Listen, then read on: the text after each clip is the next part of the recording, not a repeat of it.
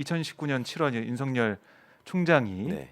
임명될 때 그때 청와대에 계셨잖아요. 네. 예, 민정수석실 공직기강 음. 비서관이셨는데 이 어떻게 보면 당시 인사검증 네. 책임자셨는데 그때 어떠셨습니까? 윤석열 후보자 검증한 음. 다음에 좀 지금 나온 여러 가지 이제 하자나 이런 문제점이 발견됐을 법도 한데 어땠나요? 그때 검증을 해본 문재인 결과는? 정부의 인사 검증은 네. 과거에 여러분들이 느끼고 계시는 청와대는 모든 것을 다 알 수 있고 모든 것을 통제할 수 있는 지위에 있기 때문에 모든 정보를 갖고 있을 것이다. 그거와 약간 다릅니다. 왜냐하면 국정원의 국내 정보 수집 기능을 공식적으로 폐지했고 네. 그다음에 경찰의 경우에도 정보 경찰이 돌아다니면서 바로하던 그다음에 정보기관으로서 기무사가 움직이던 이런 것들을 이제 뿌리를 뽑겠다고 하고 새롭게 다 정비를 해나가는 과정에 있었던 정부였고 네. 실제로 그런 식의 정보를 취합하지 않았죠. 그러니까 공적인 자료를 통해서 드러난 이 사람이 공직자로서 해왔던 업무들, 네. 그다음에 공적인 자료에서 드러나는 재산 상황, 그다음에 음. 납세나 병역과 같은 국민의 의무를 이행한 내용들, 네. 그다음에 함께 근무했던 사람들이 얘기하는 평가 음. 이런 것들이 종합되는 게 이제 인사검증의 과정인데 아. 굳이 이 결혼 전에 이 장모나 배우자의 행동이나 이런 것들을 검증하는 것은 확인하는 것은 그거는 공인으로서 그 겪어야 될 검증의 범위를 넘어서는 거라고 생각을 했었어요. 네. 당시에 왜냐하면 이분이 공인으로서 살아오는 과정에서 배우자나 장모나 이런 사람들이 어떤 영향을 미치고 무슨 일을 했는가를 보는 것이 기본적인 원칙이기 때문에 네. 과거에 얼마나 지저분한 삶을 살아온 사람과 결혼했는가 이것까지 따지는 거는 아닌 거죠. 그러니까 그 뒤에 벌어졌던 일은 예. 분명히 또 있어요. 문제가 되는 것들이 도이치모터스 같은 것도 그렇고 그렇죠. 코바나 컨텐츠 문제도 있고 그런 것들은 알고 있었고 그다음에 네. 그런 것들을 제외하고라도 윤석열 씨가 검사로서 그동안의 사건을 처리하는 과정에서 보여온 모습, 아. 수사를 하는 과정에서 보여온 모습, 네. 그런 것들만 놓고 봐도 음. 이분은 그 공직자로서 합당한 자격을 갖추지 못한 사람이었어요. 그래서 결격자라고 얘기를 했던 것이고 네. 제가 그 임명에 반대를 했던 것이고 아. 그리고 인사검증은 검찰총장만을 대상으로 하는 게 아니라 대한민국의 고위공직에 가고자 하는 모든 공직자를 대상으로 하는 거란 말입니다. 네. 그러면 그 과정에서 생기게 되는 자연스러운 기준이 있어요. 기준이. 그러니까 일반적으로 대한민국의 중요한 공직을 맡은 분들은 이 정도의 도덕성과 이 정도의 실력과 이런 것들을 갖춰야 된다라는 기준이 당연히 있을 거 아닙니까? 네. 뭐 외교부에 있는 사람은 기준이 낮고 뭐 기재부에 있는 사람은 그거는, 높고 네. 이럴 수는 없잖아요. 예.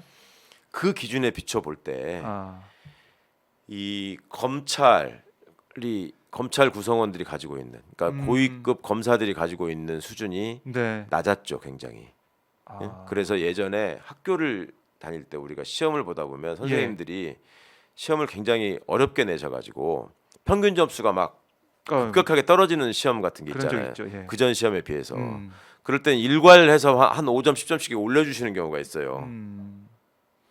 어떤 저기를 그 커트라인이 너무 낮아지니까 그렇죠. 그런 경험들을 학교 다닐 때 한 번씩 해보셨을 텐데 네. 그런 경우야 검사들을 검증하려면 그렇게 해야 될 정도였어요.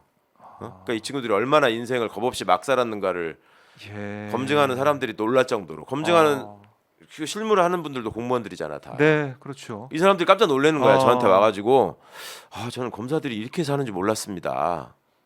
그런데 이 윤석열 씨도 네. 어찌 보면은 그 안에서 본인 하고 싶은 얘기, 본인이 하고 싶은 일들을 뭐 마음껏 하면서 살아온 사람이었기 때문에 충분히 검증 과정에서 결격 사유들을 많이 발견할 수밖에 없는 상황이었고 예. 이제 그럼에도 불구하고 총장이 됐던 거죠.